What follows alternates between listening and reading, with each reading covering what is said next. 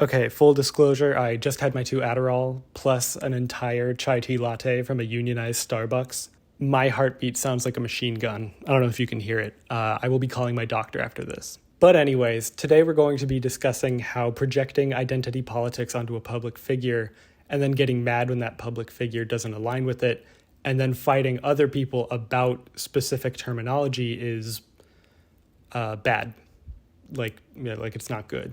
An extra fun part about today's video is that I'm talking about one of the most volatile internet fan bases out there. And depending on my word choice in this video, I could get shot. But I think that adds a little extra flavor to it, something fun, fresh, and new. Art is about sacrifice, and today's sacrifice just happens to be me. It's a joke. Please don't. So in order to tell you the complete story about why this nice young man has sparked an identity debate online, we're going to start with a little bit of a quick background. Harry Styles was one of those little English chaps that made up the wildly beloved boy band One Direction, which dominated the pop music genre industry in the early 2010s. The band was celebrated by a strong fan base of younger audiences and queer circles, who took a special liking to Harry in particular. But after a few years of wild success, the story starts to follow a familiar pattern. Boy band gets famous, boy band breaks up. But out of all those members, Harry goes on to have one of the more stronger solo careers. And as he grew, so did his style and performances, and eventually he starts to become a figurehead of sorts for self-expression and flair. Now, I'm one of those feminist blue-haired pronouns havers that believe that personal identification and style should supersede any kind of traditional gender norms. There was a huge controversy a few months ago when conservatives discovered that Harry Styles was wearing a dress on the cover of a magazine, and they did not like that, and I don't think it was that big of a deal. The guy should be able to dress however he wants without being the center of a conversation, and as his outfits kind of reflect, he wants to try and wear the fashion styles that don't exactly cater to his gender. Are they all winners? No. But I'd say that overall, it's an extremely positive thing that there's someone who is unafraid to try new things and put themselves out there creatively and stylistically. I keep saying Styles, which I don't mean to. I know that's his last name. I gotta find a different word for that. If he or any other big name wants to go against the societal norms and present themselves expressively, I think that's cool. I'll die defending that any day. But this new discourse is not about conservatives and dresses. Actually, it's centered around Harry Styles' personal fans and other queer circles over specifics about things, and I don't know. It's coming from inside the house, I guess. So strap in for another very fun example of infighting. God, oh my God, my soul hurts. Recently, Harry Styles was asked in an interview why he doesn't label his sexuality and explicitly state how he identifies to his fans. He responded by simply saying he's never felt the need to, and that people should be how they want to be without worrying about labeling things. Hey, that totally makes sense to me. I support it. Harry doesn't want to label himself, so he shouldn't have to. I really wish the video ended right there, but it do not. To be completely fair, labels matter a lot to a lot of people. In a culture where hetero thinking is presented as the norm, it would be easy for someone to feel misplaced if they don't exactly align with this way of thinking. So a lot of these young, developing queer people feel drawn to labeling themselves as anything other than straight in order to connect with others and feel supported and in touch with the community. And I think that's what everybody deserves. And the opposition's talking points are mainly like, there's so many names for things. Why can't you just be straight and normal? But feelings are complicated, and heterosexuality is so rigid that it's very possible to feel a lot of things outside of that if you focus on it. So it makes sense why there's a lot of different options for people. And I think that's why online there's new types of sexualities being discussed every day, and there's a pride flag for every kind of attraction there is, and there's more pronouns out there to incapacitate a Republican senator.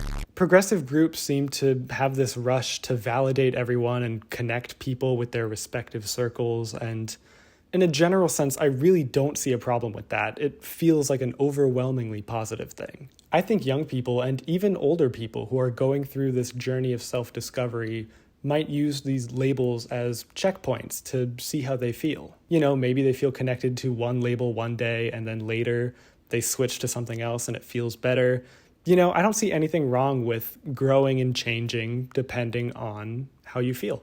So I don't see anything wrong with labels in a general sense as long as they're helping people to reach their own self-actualization. But I have noticed there is a stark difference in how people approach these conversations when it comes to individual people versus public figures. And it just so happens that Harry is the singularity in this discourse black hole. Many people heard Harry decline to define his sexuality and read it as a deflection of responsibility. Some people were accusing his wearing of traditionally non-masculine clothing as baiting for a gay audience. Others felt like Harry had been receiving disproportionate attention and praise for simply wearing dresses, whereas other public figures and drag queens have been doing it for decades. And now the possibility of him being a straight man only drives the unfairness of that divide even more. Even some of Harry's audience, specifically the hardcore ones who've been publicly shipping and campaigning for Harry to date his previous bandmates, were mad that Harry wouldn't quell their speculations with a definitive answer. But personally, I think the most interesting and deflating part of this conversation is how the concept of being unlabeled is being discussed. Reading into this Harry Styles discourse was the first time I've ever heard of unlabeled being used as a term, and after looking into it, it made sense to me. It's just as Mr. Styles said, it's just not wanting to define yourself publicly, or even if you don't know the answer yourself, just comfortably existing in that gray area where you haven't cataloged exactly what your feelings mean. And again, I don't see anything wrong with labels, and I think it's good that people are finding communities with other like-minded individuals in order to feel supported and can relate to, I think that's undeniably a good thing. But I do think there is an unplanned side effect towards pushing people to label themselves that ends up placing pressure towards categorizing your feelings. Maybe some people just don't mind not putting an exact name on what they feel. Maybe some people just want to feel what they're feeling and not really have to worry about what that makes them. So through this, I learned what Unlabeled was, and I wanted to see how people were discussing this online, so I looked into it. And that was my mistake. I need to stop researching things. From what I saw, the concept of being unlabeled is being dominated in conversations around two groups mainly, the Harry Styles discourse and the Minecraft YouTuber fandom. After Harry's big interview, the response was for people to post about how he came out as unlabeled and how that makes him a queer icon by admission. They think that rules him out from being straight and that confirms their suspicions that he's not hetero. And then on the Minecraft streamer side of things, it's mostly these young fan bases shipping these content creators together because they are not out with their sexualities. These people see that as permission to freely advocate they date each other. I did also see a lot of posts about people coming out as unlabeled themselves and saying that they finally feel like there is a term for them to be public about, not necessarily knowing what they are or feeling comfortable sharing it, but saying that they do not follow the heteronormative structure of things. And I really want to promise you that I am not making this upcoming critique lightly. I'm really glad that these people feel like there's finally a name for how they're feeling. It's their right to feel that way and have it, and not mine. And I can't tell these people that what they're feeling isn't right because it's their feeling and not mine. But Harry Styles didn't come out as unlabeled. I read that entire article and a couple others, and all he says is the quote I showed you. He never even says unlabeled. All he says is that he doesn't want to label it, and that feels different to me than coming out as unlabeled. I saw a lot of accounts using a pride flag for unlabeled people, and I saw a lot of conversations referring to it as a coming out process, which I don't disagree with, but it still feels unsure to me. It makes sense to me that you can come out as anything that's not strictly heteronormative, but I thought that unlabeled meant you didn't want to define it, and a lot of the conversations online seem to be leaning towards treating this as just another label. Again, Harry Styles did not come out as unlabeled, he just says that he doesn't want to label what he is.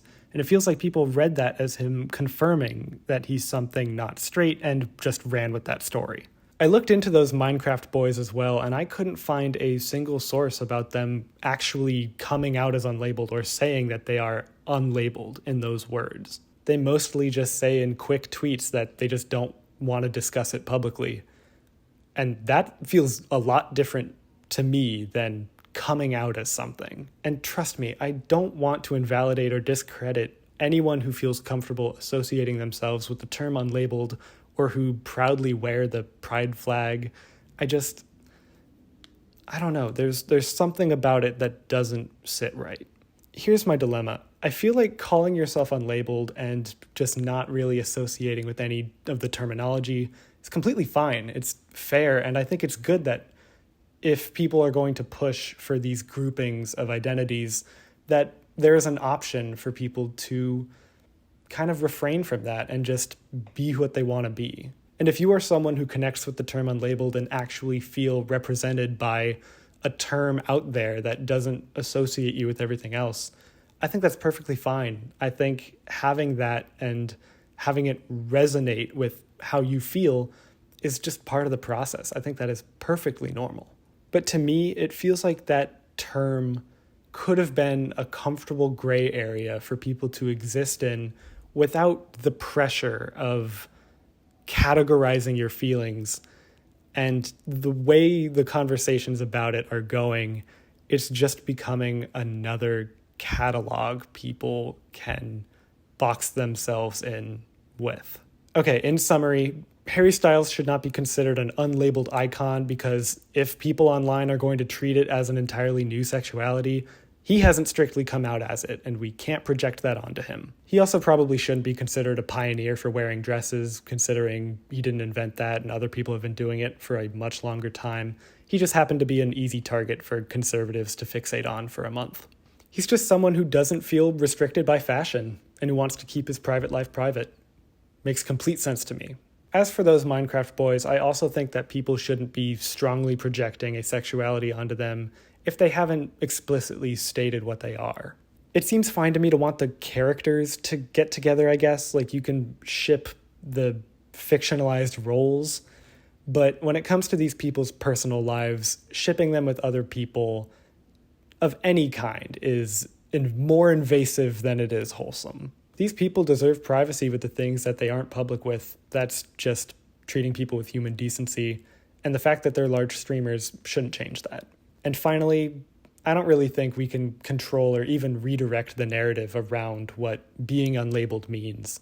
And if the loudest voices online are going to treat being unlabeled as just another label, maybe that's just how the public perception of it is going to be. I just think that some people might have found comfort in the option of keeping things private and just happily existing, feeling what they're feeling, and without the need to categorize it.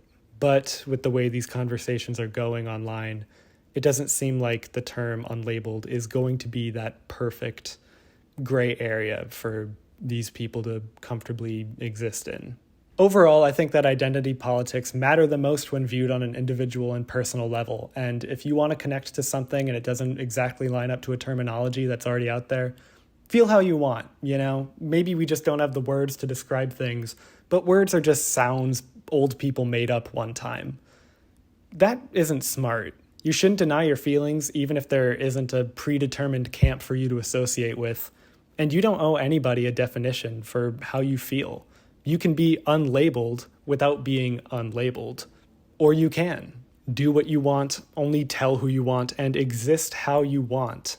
As long as it benefits yourself and doesn't hurt others, it's all fair to me. This might be the blue hair and pronouns talking, but I think self-expression and self-love should come first before anything. I think that is what's important.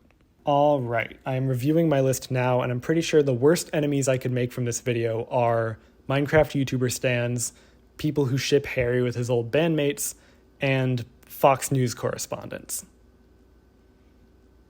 So if you never hear from me again and you can't find my body, one of those groups did it. Thank you for spending some of your day today to watch this video. I appreciate you supporting me with what I do. Of course, a huge shout out goes to the people who support me on Patreon in order to fund this madness. Each and every one of you are helping me in a way that I really appreciate, and it matters a lot to me, not just monetarily, but emotionally. So, from the bottom of my cold, dead heart, thank you. I hope you all have a good rest of your weeks. I hope you get to do something fun, creative, take care of yourselves and others, and overall just enjoy your time, I will see you next week with whatever happens next. I love you lots. Goodbye.